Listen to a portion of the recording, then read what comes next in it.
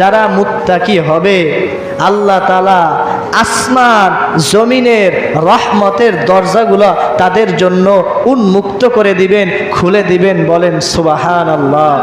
সূরা আরাফ 96 নম্বর আয়াতে কারিমার বর্ণনা, 9 পারার 2 পৃষ্ঠার 2 নম্বর লাইন। আল্লাহ তাআলা বলতেছেন, ওয়ালাউ আন্না আহলাল কুরা আমানু, আহারে মানুষ যদি জানতো বুঝতো, আহলাল কুরা আমানু, এবং আমি আল্লাহর প্রতি ঈমান আনতো, ওয়াত্তাকাও, এবং আমি আল্লাহর ভয় অন্তরে রাখতো।